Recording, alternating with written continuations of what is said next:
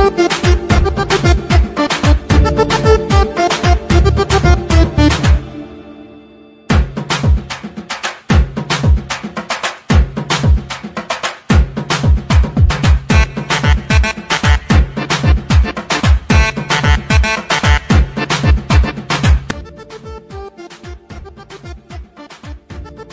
বৌমা, কি করছো?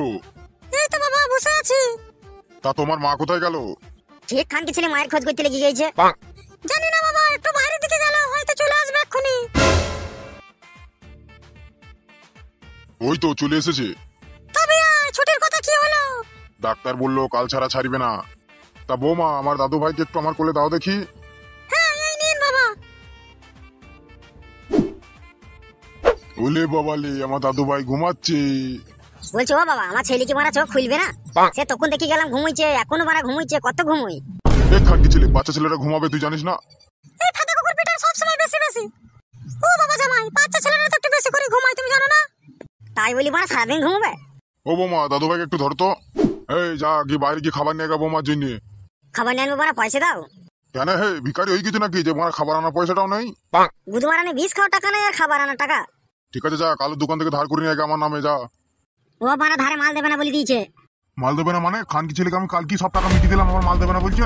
চত দেখি খানকি ছেলে গাড়ি কত রস হয়েছে দেখি গা।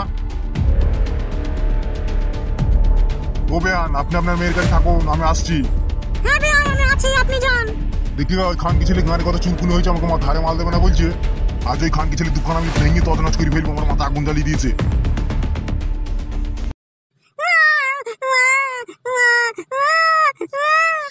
কি হইল রে তোর আবার? দেখ খিদে হয়েছে মনে হয়, একটু দুধ দে।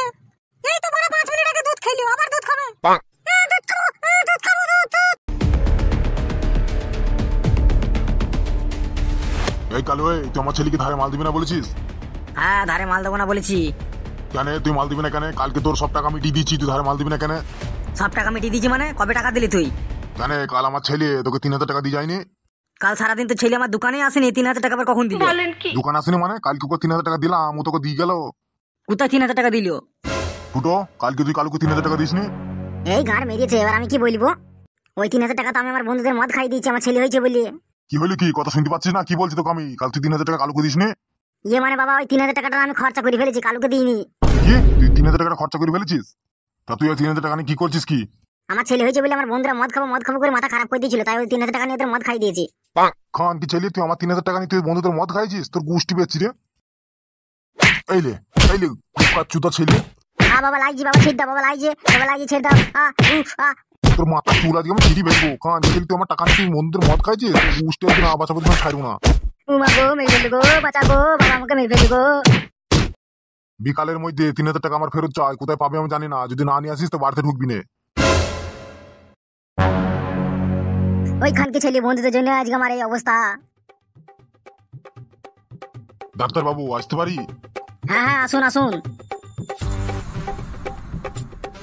বলুন কি হয়েছে? বলছি আমি আমার বৌমাকে কি বাড়ি নিয়ে যেতে পারি? হ্যাঁ হ্যাঁ, আপনার বৌমা এখন সুস্থ, আপনি এখন ওকে বাড়ি নিয়ে যেতে পারেন। আপনাকে অনেক ধন্যবাদ ডাক্তার বাবু।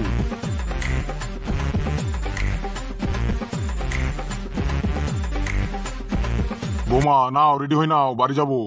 ডাক্তার বাবু ছুটি দিয়ে দিয়েছে বাবা? হ্যাঁ, ডাক্তার ছুটি দিয়ে দিয়েছে। তা আপনার ছেলে কোথায়? সে খানকি ছেলেকে আমি বাড়ি থেকে বের করে দিয়েছি। কেন বাবা, আবার কি হলো?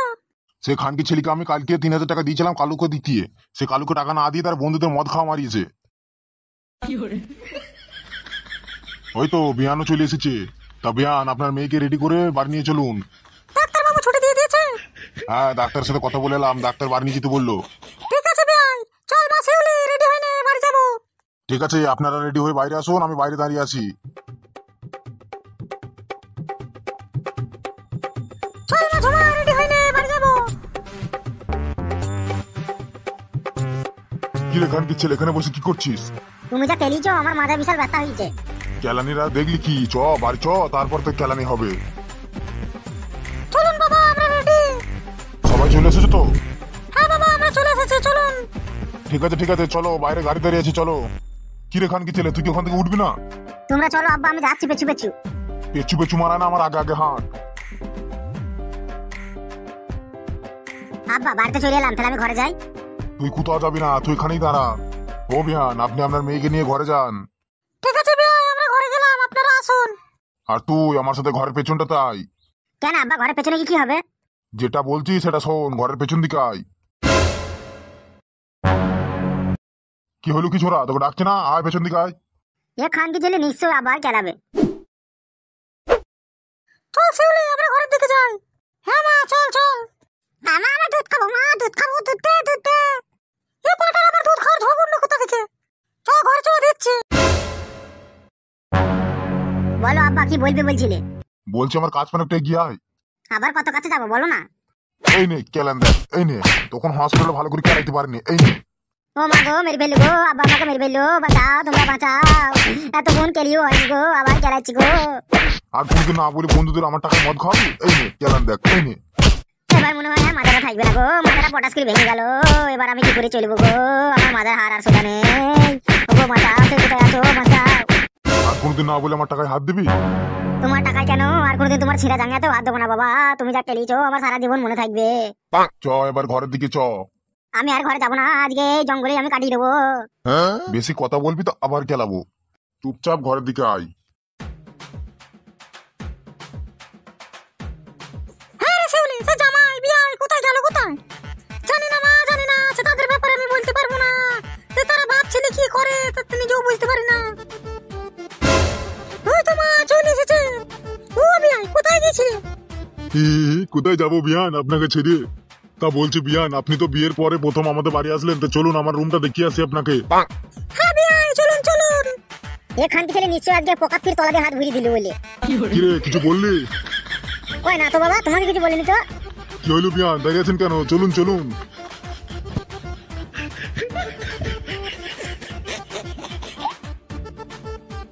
চিকু, তোমার এই হাল কি করে হলো? ওই কলে মুখ দিতে গেছিলাম, দি বাবা পা পিছলি পড়ে গেছি। বলছি আমার ছেলেটাকে একটু দে দেখি। এখন হবে না, ও খেতে পেয়েছে, দুধ খাবে। না না, দুধ খাবো, দুধ দুধ দুধ দুধ দে। দাঁড়া বাবা দাঁড়া, খাবি খাবি দাঁড়া। সে খানকি ছেলে আবার কি করছে দেখি গা, তলা দিয়ে হাত ভরে দিল কিনা।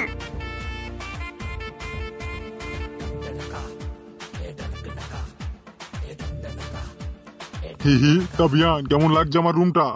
বাহ, খুব সুন্দর সাজিয়েছেন তো। হ্যাঁ, আপনার বিয়ান নিজের হাতে সাজিয়ে দিয়ে গেছিল, তো সে তো আর নেই, তো এখন এই রুমে থাকার লোক নেই। বলছি বিয়ান চলুন একটু খাটে বসে দেখি গা, নতুন খাটটা কিনেছি। শাশুড়ি মা, একদম বসবেন না খাটে, একদম বসবেন না। এই খানকি ছেলে, তুই ওখানে কি করছিস? যা ঘর যা। কেন জামাই, তোমার বাবা নতুন খাট কিনেছে, তো একটু বসে দেখলে কি হবে? আপনি তো আর বুঝতে পারছেন না খানকি ছেলে কি ধান্দা। বলছে আপনার রুম দেখা হয়েছে, তাহলে আপনি ওই ঘরে চলুন। এই খানকি ছেলে, তুই আমার সাথে ঘরের পেছন পেছনে চলতো একবার। এই ঘর মেরেছে, আবার ঘরের পেছনে গেলে আবার চালাবে না। বাবা আমি ঘরে গেলাম। খানকি ছেলে আমার মুডটাই নষ্ট করে দিল। তবে চলুন খাটে বসে দেখি গা। হ্যাঁ বিয়ান চলুন চলুন। তো বিয়ান খাটটা কত নরম না? হ্যাঁ ভাই, সত্যি খাটটা খুব নরম। তা বলছি বিয়ান ঘুমাবেন নাকি এই খাটে? কি যে বলেন না আপনি, আমি কি করে এই খাটে ঘুমাবো? এটা আপনার খাট। তো আমার খাট তো কি হয়েছে, তো ঘুমাবেন। আপনার ঘরে এসে ঘুমালে জামাই মেয়ে কি ভাববে? থাক, আমি বাইরের খাটে ঘুমাবো। যদি কিছু মনে না করেন বিয়ান, একটা কথা বলবো।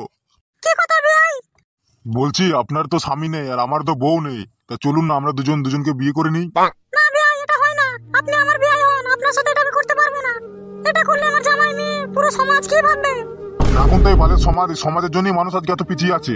শুনুন, আপনার তো রূপ যৌবন সব আছে, আপনার তো জীবনে একটা চাহিদা আছে, তো সেটা যদি আপনার ঠিক টাইমে না মেটান, আপনি কি শান্তিতে থাকতে পারবেন বলুন? না, তা হয়তো থাকতে পারবো না।